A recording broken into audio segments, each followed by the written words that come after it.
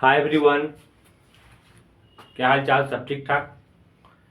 चलिए हम इस वीडियो में जानने की कोशिश करते हैं इंडियन सुप्रीम कोर्ट और अमेरिकन सुप्रीम कोर्ट में क्या अंतर है।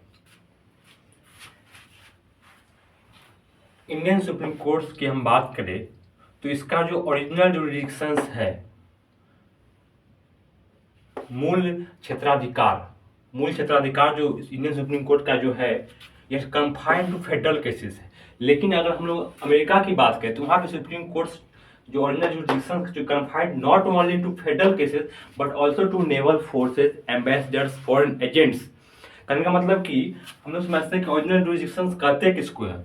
ओरिजिनल जुरिडिक्शन उस क्षेत्र को अधिक कहते हैं, मतलब जैसे कोई केसेस हुआ between two states, more than two states, या बिटवीन स्टेट्स, मतलब राज्यों के बीच में जो केस हो गया, कॉन्फ्लिक्ट हो गया, तो उसका जो मैटर है वो केस सुप्रीम कोर्ट के क्षेत्राधिकार में आता है।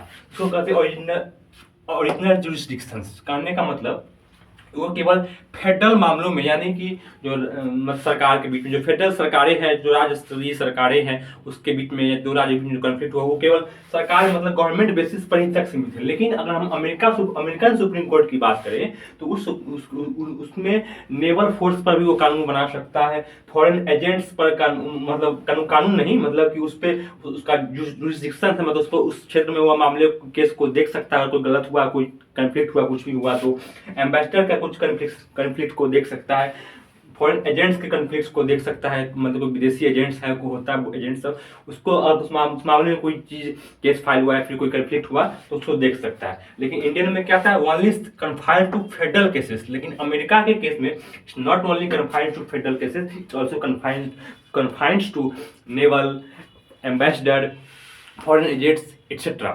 ठीक है, चलिए तो अब हम लोग दूसरे पॉइंट्स को देखते हैं क्या है।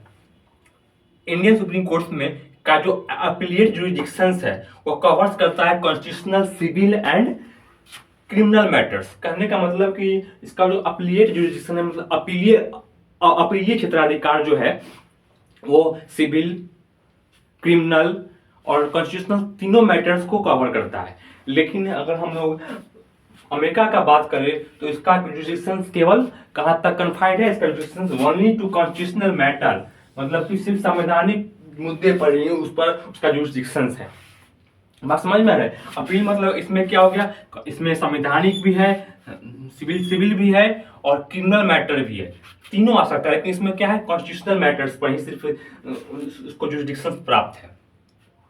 और अगर हम बात करें तो ये आर्टिकल 135 या 134 आता है, appeal to criminal jurisdiction. India के केस में अगर बात करें तो एक बार आप देख लीजिएगा, शायद हम कंफर्म 133 और 134 कहते हैं शायद, और इसको 136 कहते हैं।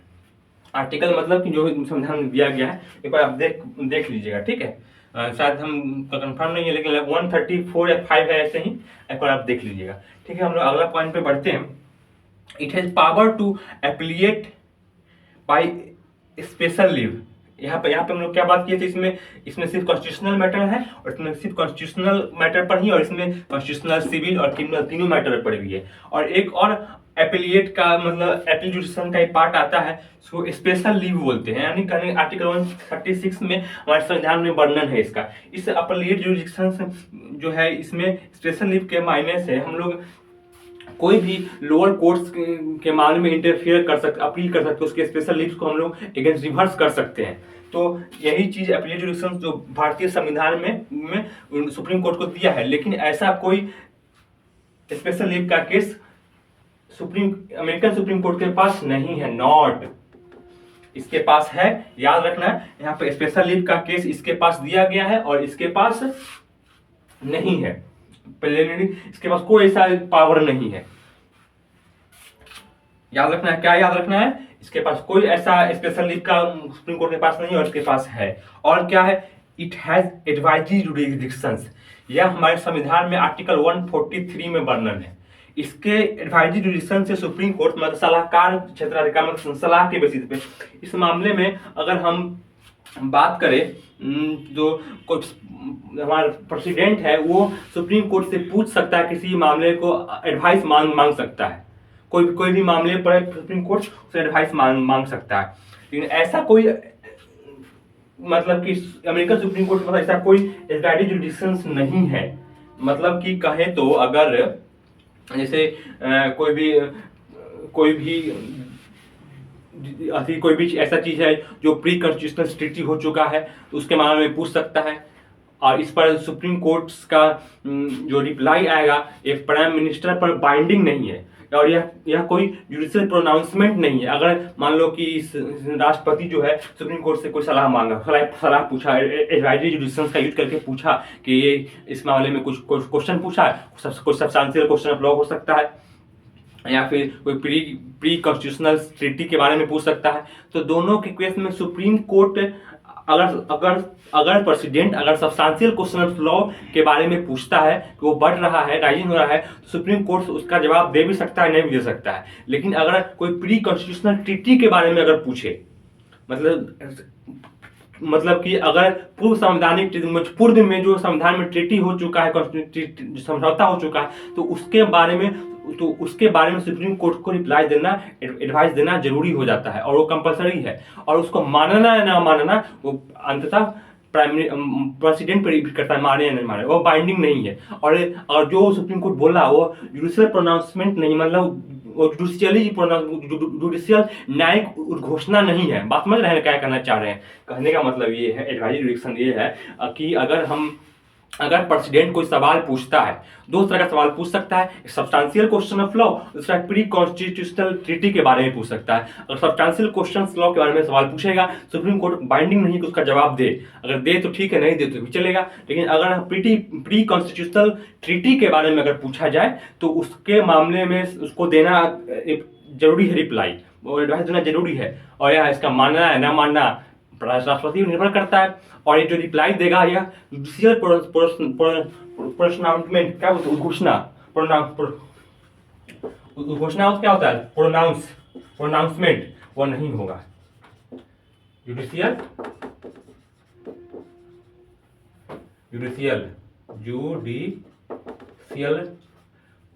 प्रोनाउंसमेंट नहीं होगा। बात समझ रहे हैं? यही है। अगला पॉइंट चलते हैं, क्या है, समझ गया ना? हाँ, तो अगला पॉइंट में अगर नया बात कमेंट में बताइएगा, फिर से हम एक्सप्लेन कर देंगे नेक्स्ट वीडियो में। और अगला पॉइंट है the scope of judicial review is limited. हाँ, इंडियन सुप्रीम कोर्ट के पास जुडिशियल रिव्यू का जो लिमिटेशन है वो लिमिटेड है। हम लोग देखते होंगे कि पहले तो कॉन्स्टिट्यूशनल अमेंडमेंट में पढ़ते हैं कि अगर कोई भी चीज़ को अगर 9th शेड्यूल में रख दिया जाए तो उस पर सुप्रीम कोर्ट जुडिशियल रिव्यू नहीं कर सकती है। तो हम लोग क्या इससे समझे कि वो क्या है, लिमिटेड है। लेकिन अमेरिका के पास स्कोप ऑफ वेरी वाइड, अपने आप को ज़्यादा दिया, वो हर मामले में लगभग तो जुडिशियल रिव्यू कर सकता है। इस मामले में अमेरिका का जो पावर है सुप्रीम कोर्ट का वो ज़्यादा है, वो हर एक चीज़ को जुडिशियल रिव्यू कर सकता है लगभग।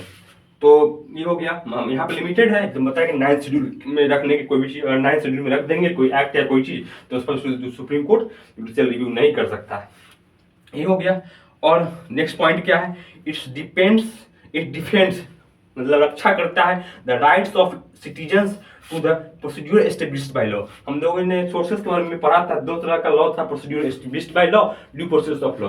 बाद में हम लोग ड्यू प्रोसेस लॉ अपना लेते हैं, लेकिन एक डिफरेंस में लिख सकते हैं कि भारत में प्रोसीड्यूर एस्टेब्लिश्ड बाय लॉ लिया जाता है जो जापान से लिया गया था, और ये ड्यू प्रोसेस लॉ जो अमेरिका से लिया गया था। यहाँ पर ड्यू प्रोसेस लॉ यूज किया जाता है और भारत में procedure established by law use किया जाता है।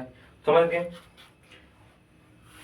इसमें क्या था कि यह ड्यू प्रोसेस ऑफ लॉ में एग्जीक्यूटिव के साथ साथ लेजिस्लेटिव पावर पर भी मतलब जुडिशियल रिव्यू कर सकता है। सुप्रीम कोर्ट अपने आप को बाय ट्रूथ दिया था 1978 में मेनका गांधी केस में। उसका आंसर 1978 होगा, जो पिछले वीडियो में आपसे हम बताए थे, आप देख लीजिएगा। इनका गांधी केस 1978 में ही हुआ था, उसमें ड्यू प्रोसेस ऑफ लॉ लाया गया था। तो हम लिख सकते हैं प्रोसीड्यूर एस्टेब्लिश्ड बाय लॉ संविधान में था, और इसको ड्यू प्रोसेस ऑफ लॉ क्या कहा था, अमेरिका में था।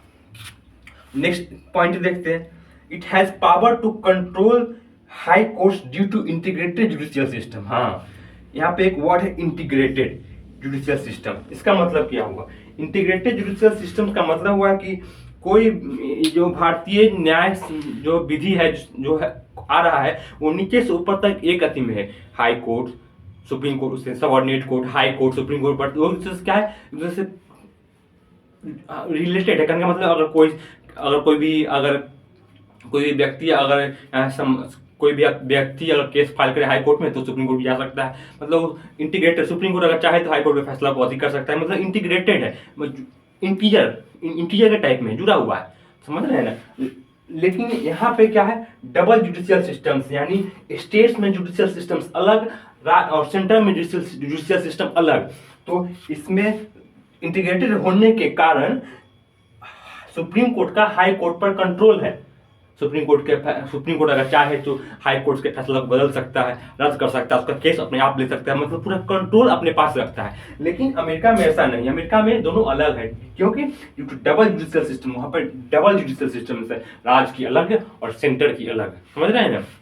चलिए आगे पॉइंट बढ़ते हैं।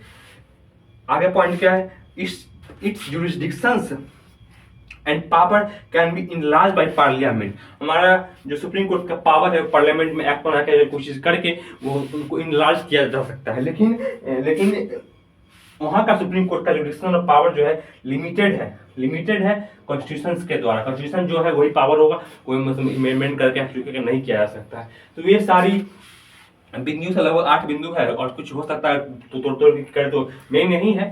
तो अगर दोनों में अंतर यही है, तो अगर हम लोग बात करें तो इन शॉर्ट हम लोग देखें तो लगभग दोनों ही देशों में सुप्रीम कोर्ट पावरफुल है। दोनों कॉन्स्टिट्यूशनल वैलिडिटी चेक करता है। अगर कोई लॉ, कोई एक्ट अगर पास हो रहा है, अगर पास नहीं हुआ है, अगर पास हो रहा है तो पास हुआ है तो उसका वो कॉन्स्टिट्यूशन के आधार पास हुआ है कि नहीं, वो कॉन्स्टिट्यूशन को वायलेट कर रहा है कि नहीं, ये वैलिडिटी को चेक करना।